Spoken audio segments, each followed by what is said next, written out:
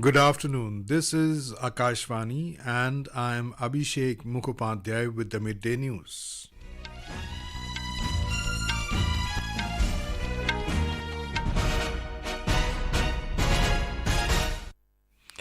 The headlines. RBI keeps repo rate unchanged at 6.5% for the seventh time in a row.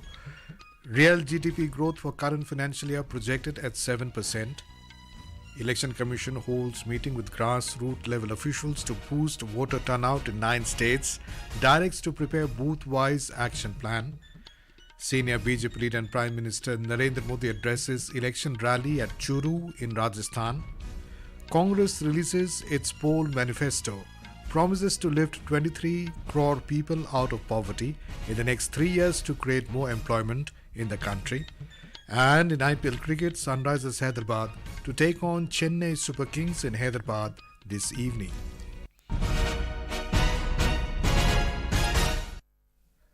The Reserve Bank of India (RBI) has kept the repo rate unchanged for the 7th time in a row, announcing the first bi-monthly monetary policy for the current financial year. Beginning on the 1st of this month, RBI Governor Shaktikanta Das this morning said the Monetary Policy Committee MPC has decided to keep the repo rate unchanged at 6.5%. Repo rate is the interest rate at which the central bank of a country lends money to commercial banks.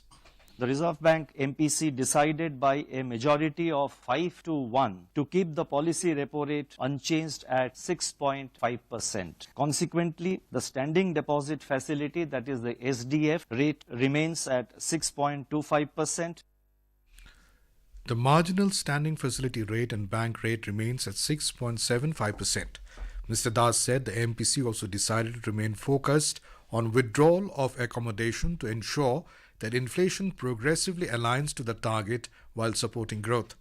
The RBI governor said the real GDP growth for the current financial year 2024-25 is projected at 7%, while CPI inflation is expected to be at 4.5%.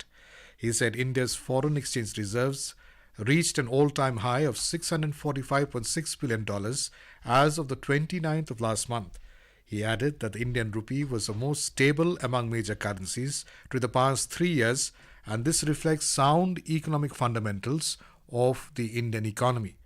Meanwhile, the RBI has proposed the deposit of cash in cash deposit machines through UPI. Till now, UPI is mainly used for money withdrawal or money transfer. The central bank has also proposed to permit the use of third-party UPI apps for making UPI payments from prepaid payment instruments wallets. Briefing media after the announcement, Governor Shaktikanta Das said, with a view to facilitate wider non-resident participation in sovereign green bonds, a scheme for investment and trading in these bonds in the Indian Financial System Code will be notified soon.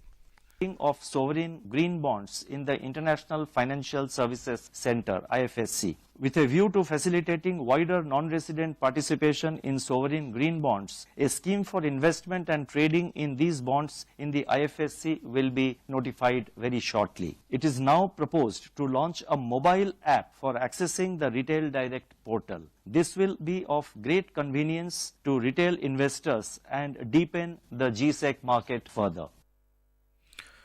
The Election Commission today held meeting with municipal commissioners and district election officers from 9 states which had the lowest voter turnout in the last general elections. The meeting was chaired by Chief Election Commissioner Rajiv Kumar along with Election Commissioners Gyanesh Kumar and Sukhbir Singh Sandhu in New Delhi.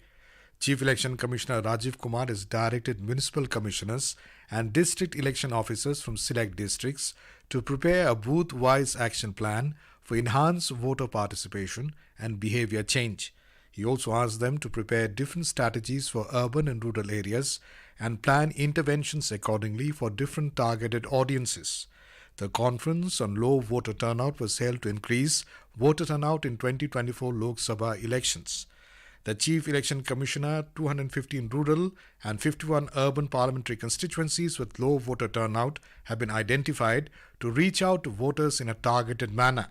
He urged the authorities to act in a manner that instills pride among the voters in participating in the democratic festivities. He also called for a movement in which people are self-motivated to vote. For this, he emphasized on a three-pronged strategy. These are providing facilitation at polling stations like queue management, targeted outreach and communication, and involvement of critical stakeholders, local icons and youth influencers to persuade people to come to the polling stations. The scrutiny of nominations is taking place today for the second phase of Lok Sabha elections except in Jammu and Kashmir. Scrutiny in Jammu and Kashmir will be held tomorrow. Filing of nominations for this phase ended yesterday. In this phase, 88 Lok Sabha seats in 12 states and union territories, along with the remaining part of the outer Manipur Lok Sabha constituency, will go to polls on the 26th of this month. Monday is the last day for withdrawal of candidature in the states and union territories going to polls in this phase, including Jammu and Kashmir. Top leaders of various political parties are holding election rallies and public meetings in various parts of the country to garner support for the candidates in the Lok Sabha polls. Senior BJP leader and Prime Minister Narendra Modi addressed an election rally in Rajasthan's Churu today in support of party candidate Devendra Jhajaria. Speaking at the rally, Mr. Modi said the whole country today is working with the resolution of making India developed. He said Rajasthan has a big role to play in this mission. आज पूरा देश विकसित भारत होने के संकल्प पर काम कर रहा है और इसमें राजस्थान की बहुत बड़ी भूमिका है। जब राजस्थान विकसित होगा तो भारत भी विकसित होगा।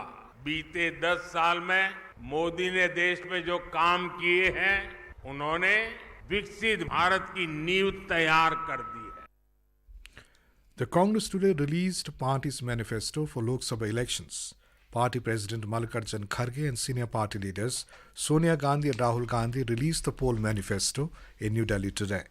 The Congress has promised development of infrastructure and eliminating poverty by improving the fortunes of 23 crore people over the next decade. The parties also promised filling up of around 30 lakh vacancies in sanctioned posts at various levels in the central government. Guarantee of national minimum wage at 400 per day, 1 lakh rupees per year to every poor family, reservation of 50% seat for women in central government jobs, legal guarantee for minimum support prices, and national caste census are the other major highlights of Congress manifesto for the Lok Sabha elections. Speaking on the occasion, Mr. Kharge said his party's manifesto is based on Panchnyay or 5 pillars of justice. Rahul ji के नेतृत्व में चली भारत जोड़ो न्याय यात्रा में 5 pillars पर ध्यान केंद्रित किया गया था। यात्रा के दौरान युवा न्याय, किसान न्याय, नारी न्याय, श्रमिक न्याय और हिस्सेदारी न्याय की घोषणा की गई थी। जहां कहीं भी हम गए, इन न्याय की बात हमने करी और इसकी गारंटी भी हमने दी है। The Election Commission today issued a notice to Aam Aadmi Party leader and Delhi Minister Atishi over an allegation that she was approached to join BJP to save her political career. She has been asked to submit her reply by Monday. In its notice, the Commission said that the voters tend to believe whatever is been said from a public forum by the leaders, and in that sense, the statements made by them affect the campaign discourse. Earlier, the BJP had filed a complaint against Atishi over her allegations. This is Akashvani giving you the news. For quick news updates around the clock, follow us on our Twitter handle at AIR News Alerts. Lok Nirnay 2024, a special program on the general elections, every evening at 7 and repeat broadcast at 9:30 p.m. on Akashvani Gold. Updates of election activities, insights from regions and constituencies, expert opinion and analysis. In the world's largest festival of democracy. Stay tuned to Lok Prasarak ke saath, Lok Nirnay 2024. Welcome back. You're listening to the Midday News. In a series covering profiles of key constituencies across states and union territories during the Lok Sabha elections, today we bring a report on Jamui Parliamentary Constituency in Bihar. The Jamui seat is among the high-profile constituencies going to polls on the 19th of this month in the first phase. A total of 7 candidates are trying the electoral fortunes from this seat. We have a report. The main political fight is expected between Lok Janshakti Party, Ram Vilas and the Rashtriya Janata Dal. Besides Jamui, the extent of this parliamentary segment is spread over two more districts of Shekhpura and Munger. More than 19 lakh voters will exercise their right to franchise this year. After two consecutive wins in 2014 and 2019, sitting MP of Jamui, Chirag Paswan has opted to contest from Hajipur parliamentary constituency. He has passed on the baton of Jamui to his brother-in-law Arun Bharti. His main rival from Rashtriya Janata Dal, Archana Ravidas, is also a debutant in parliamentary electoral politics. The land of Jain Tirthankars and talent hub Simultala Institute, Jamui is among the most deprived regions of Bihar, which is carrying the stigma of Naxal menace. Lack of development and industries are long-time pending issues of Jamui parliamentary segment. Dharmendra Kumar Rai, Akashvani News, Patna. In Karnataka, the electoral literacy clubs have helped spread awareness on electoral participation. The systematic voters' education and electoral participation sweep activities are emphasizing on improving the electoral participation. Speaking exclusively with Akashvani News, State Sweep Nodal Officer P.S. Vastrad informed that 25,000 electoral literacy clubs spread across the state have helped educate the young through various competitions.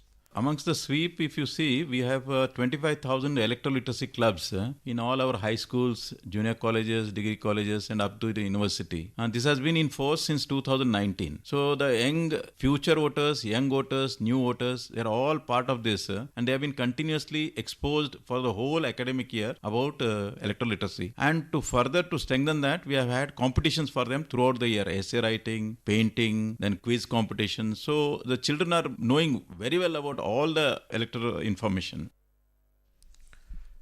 In Tripura, Special Police Officer SPO has been temporarily suspended from service for being charged of violation of the Model Code of Conduct enforced in the state due to Lok Sabha polls. A statement from the State Election Department said he was charged with taking part in the political party's program on the 28th of March.